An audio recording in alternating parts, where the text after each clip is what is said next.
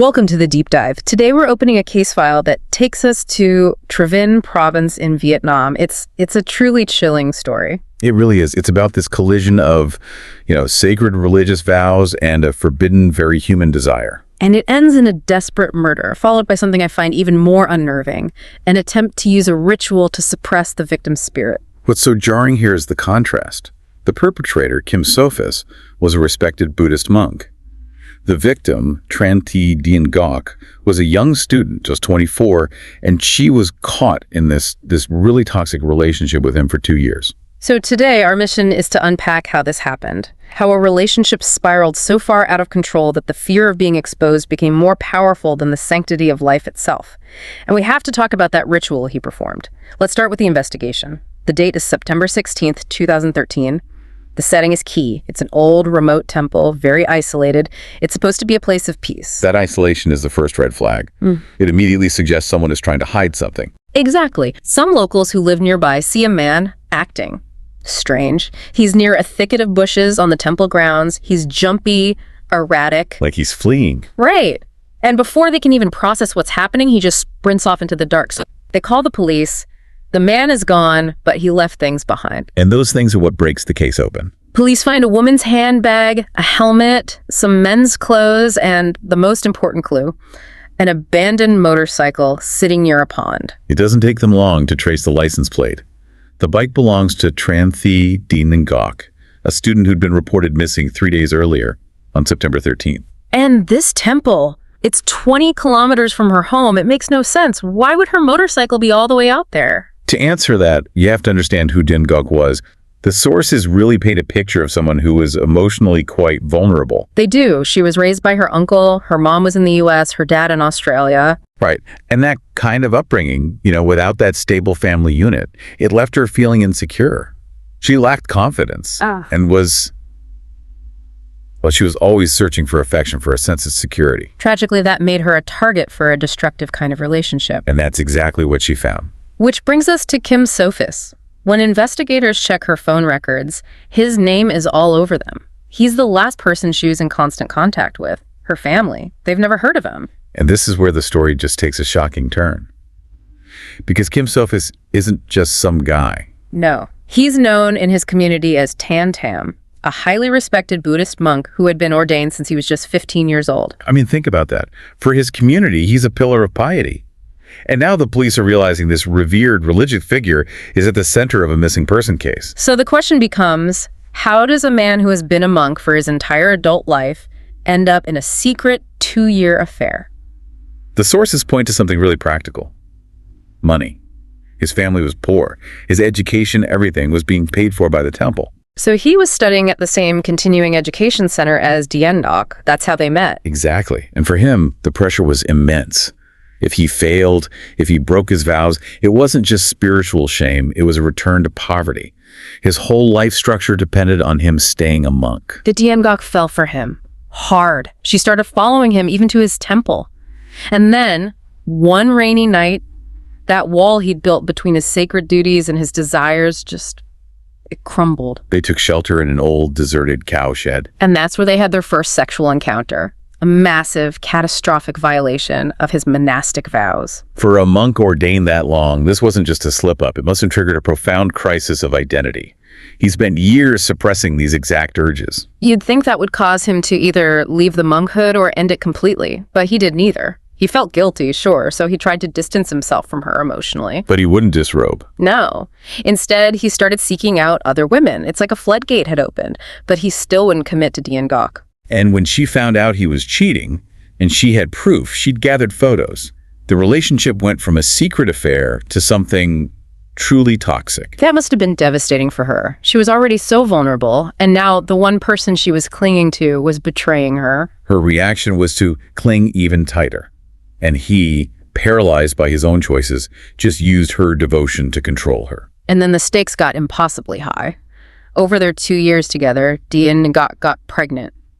3 separate times. I mean, just imagine the sheer panic he must have been feeling, trying to manage 3 pregnancies while wearing the robes of a monk. His entire life was on the verge of collapsing. The first 2 times he manipulated her.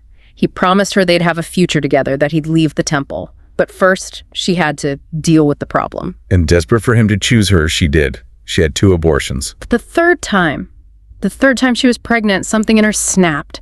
She refused. She gave him an ultimatum. The final ultimatum. Disrobe. Leave the monastery. Be a father to our child. And when he refused, when he threatened to just cut her off completely, she fought back. She took the photos, the proof of his infidelity, and created a fake Facebook account. She was going to expose him, his broken vows, his abandonment, everything. And that public shaming, that was the one thing he couldn't handle. His reputation was everything. He knew he had to silence her for good. So he set a trap. He did. He lured her to a quiet spot behind his temple on the night of September 13th. He told her they needed to clear the air. It's sickening. She actually brought him grilled meat skewers, like a peace offering.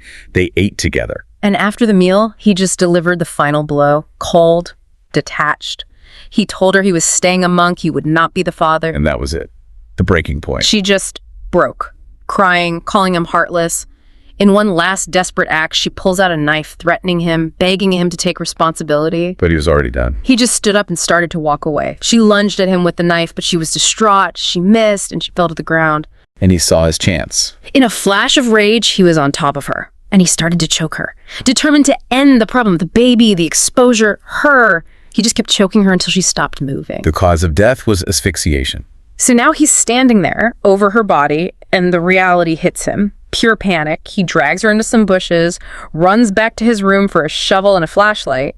He has to bury her. Now... But this part of the story is what makes it so much more than just a murder. It becomes something else entirely. It does, because as he's about to bury her, he shines the flashlight on her face, her pale, dead face, and he's seized by this primal fear. It's not just fear of the police. No. He's terrified of her spirit. He's convinced she's going to haunt him, that her ghost will expose him. He decides he has to do something to suppress her spirit. And he uses his knowledge as a monk to do it. He runs back to his cell again. This time, he grabs a red talisman, what's known as a yant. It's a sacred object, usually for protection. But he corrupts it.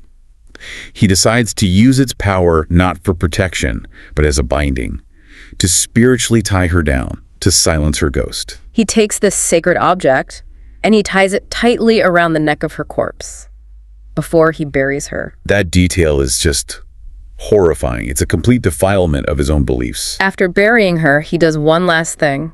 He plants a small jackfruit tree sapling right on top of the grave. Thinking that as the tree grew, no one would ever think to dig there, using both spiritual and physical means to cover his tracks. In the days after, he tries to act normal. He even tries to sell her motorcycle online. When that doesn't work, he drives it to that remote temple 20 kilometers away to dump it. And that's, of course, where the locals saw him, where the police found the first clues. But even as he's putting on this calm front, inside, he's falling apart. For weeks, while police are quietly watching him, he's having these terrible nightmares. What were the nightmares about? He said he kept seeing Dan Gok, but she wasn't alone. She was always holding their child. He later told police the punishment from his own conscience was worse than any legal sentence. So when the police finally bring him in, he's already broken. He lies at first. He says they argued at a pier and he accidentally pushed her in the river. An accident. But that story falls apart pretty quickly. Immediately. The police check the pier. It has a high railing. The water was calm. There's no way it was an accident and her body would have been found. The evidence just wasn't there. And faced with that, he had nowhere left to go. On October 21st, 2013, he completely breaks down. He confesses to everything. The murder, where he buried her behind the temple, and the chilling detail about the red talisman. And the police found her body exactly where he said, under that young jackfruit tree, a month after she was killed. And crucially, the red talisman was still tied around her neck. The autopsy confirmed she died from asphyxiation, but it also showed other injuries. Bruises, a fractured cheekbone. It was a violent struggle. Kim Sophus was disrobed, charged with murder and theft. His community was just horrified. Their respected monk was a killer. He was initially sentenced to death, but because he cooperated fully, that was commuted to life in prison. It's such a tragic story. It's about how trying to maintain a facade, a lie, can lead to the ultimate betrayal of everything you're supposed to believe in. It really is. It shows that evil can hide in the most sacred of places. But that leaves us with one final provocative thought. Think about that red talisman, the yant. When he confessed, Sophus said his conscience was his worst punishment. So was he really more afraid of the legal consequences of being caught for the physical crime? Or was the true horror for him, on a spiritual level, the fact that he was forced to perform that ritual? Was tying that sacred object around his victim's neck to control her spirit the final line he crossed in his own soul? A line that was maybe even worse than the murder itself. Thank you for joining us for this deep dive. If you appreciate these explorations of horror and true crime, please remember to like, share, and subscribe to the Horror Doc channel. We appreciate your support, and we'll see you on the next deep dive.